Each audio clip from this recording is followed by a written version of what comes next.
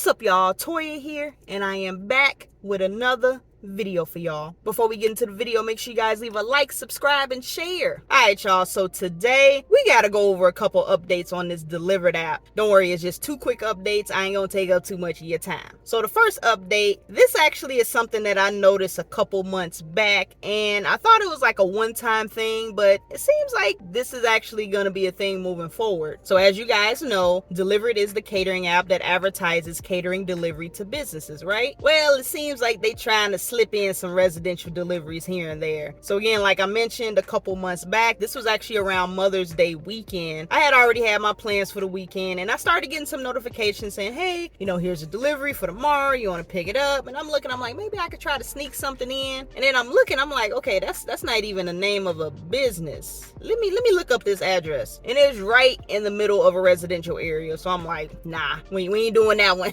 We ain't doing that one. And then literally that same day, I got two more sent to me, both also residential addresses. So I'm thinking, it's Mother's Day. Maybe some of the other platforms, Easy Cater, they couldn't go ahead and get those over to them. So maybe they sent them over to Dlivrd to go ahead and, get them fulfilled. So I ain't think much about it, okay? And then just this last weekend on a Friday, I received another Dlivrd order sent to me. I think I've done like 2 weekend orders. So they aren't as common, but they do pop up from time to time. And I'm looking at this address. I'm like, don't tell me. I look it up, another residential address. I'm like, okay. And it ain't even like a special weekend. It was just a regular weekend, no holiday, nothing like that. So I don't know what was going on. So yes, it does seem like Dlivrd is also allowing delivery to people's houses. Now, honestly, I don't know if I missed the fine print where they said you can also go to residential addresses. I don't know. If I missed it, y'all let me know. Let me know where I can find that, because I honestly thought all the deliveries would be to businesses. And yes, technically a good 90, probably even 95% of the orders that you're going to be getting are going to be going to businesses. But in the case, if I do get an order that does go to somebody's house, I ain't gonna lie, I'm not going to take it. I don't know if they want you to just deliver it directly to their door, if you have to go into the house and set it up. Personally, I'm not trying to go ahead and go into somebody's house. So I'm just going to go ahead and stick to my regular business orders and keep it moving. So just an FYI to you guys, maybe some might come up in your area. I would assume it's going to depend on the market. But so far in my area, a majority of the orders that are being sent to me, like I said, a good 90-95%, they've been businesses. So with that being said, let's go ahead and move on to the second and main update on this Dlivrd platform. Dlivrd has introduced an item count to be displayed with the orders. Now, some of y'all might be thinking, oh, item count, that's great. Now you got even more transparency as to what you're actually going to be getting into, right? Well, yes and no. And that's because this item count, it ain't accurate. It's really not accurate at all. Before I even dive into this anymore, I'm going to go ahead and show you some of the screenshots of some of the orders I've done recently and show you the pictures I've taken of the food after I've done the setup and the item count that was tied to that order. So go ahead, look at the screenshots.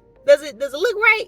Does it look a little off? Are we on the same page? So looking at these pictures and the screenshots, it looks like some of those item numbers ain't matching what I actually got, right? I think that most of us are seeing that, right? The first one was 22 items. Honestly, it could have been 22 items. There were some aluminum pans stacked on top of each other. They were smaller pans, but I would say it was still a little bit over exaggerated. Now, the other two, definitely a lot more items compared to what was advertised on the app. Now, I kind of see where the problem lies in Dlivrd. If y'all don't get this under control, y'all gonna have a lot of angry people. I can already see it. I have a feeling that they are tallying one item as the one item that is displayed on that menu. So say, for instance, let's take a step back. Say, for instance, you order a combo meal from a restaurant, right? Now, a combo, technically, that is considered one item, right? But a combo consists of multiple pieces, right? You got your main course, you got your side, maybe multiple sides, and then you might have a drink with it. That's technically one item being ordered, but it's multiple pieces. Now, if you go ahead and scale that up on a catering level, you got combos, you got platters, you got packages, and when a person is selecting that item, that one item can consist of a lot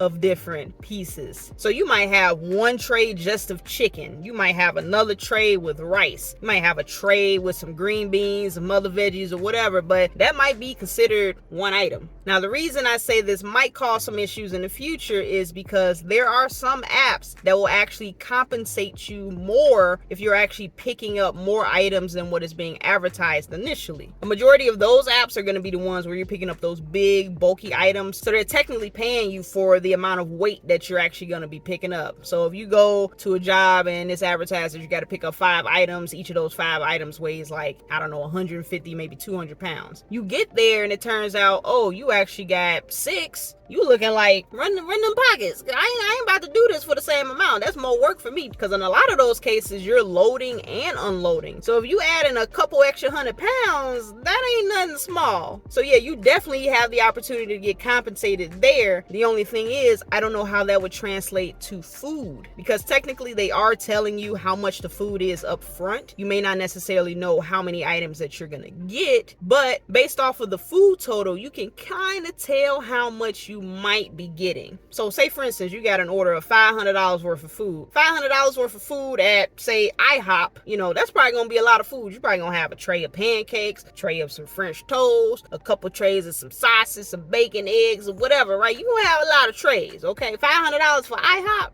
That's quite a bit. But $500 for a restaurant, maybe like P.F. Chang's, for instance. I've only been there once and it was okay. It's a little bit on the pricier side, so the portions that you're going to be getting are probably going to be a lot smaller compared to if you got $500 worth of IHOP, right? So you can kind of already gauge what you're getting into if you are familiar with that restaurant. But even then, I wouldn't be surprised if somebody tried to pull that card and they say, hey, you advertise that I'm picking up 5 items, but I went to the restaurant and I got 20 containers and 10 bags, and I ain't gonna lie, I would be upset too, because if you're advertising one number and then when I get there it's like double or even triple the amount that I'm expecting, like, yeah, I can see the total cost of the food, but what happens if I'm not familiar with the restaurant? So when I get there and I got a lot more food than what I was actually expecting, you might have a valid argument there. So honestly, in my opinion, they were probably better off just not having that on there at all, or they could go ahead and do this. I did that one catering order on Skipcart. They executed that perfectly in my opinion. So instead of listing just an item count, because they did have an item count, they actually listed the items that were being ordered. So not like the full receipt, like in detail, but they actually listed this was the item that they're getting. I think it was like,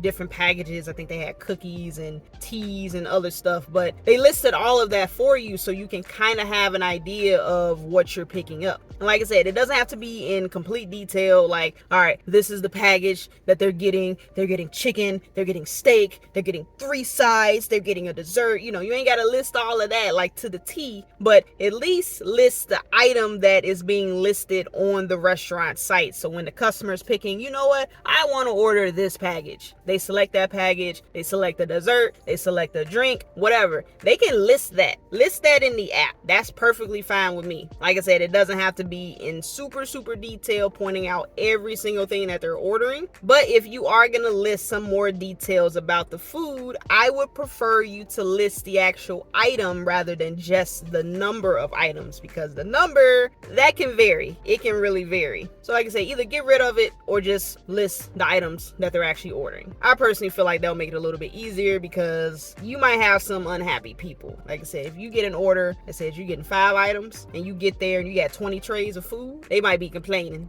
I'm just saying. But yeah, guys, I just wanted to go ahead and give you guys that update. Let me know if you guys noticed any of these changes that I mentioned, and what do you think about them? Let me know in the comments. But that's all I got for you guys today. I hope you guys enjoyed this video. I'm gonna catch you guys on the next one. And as always, stay safe out there and keep grinding.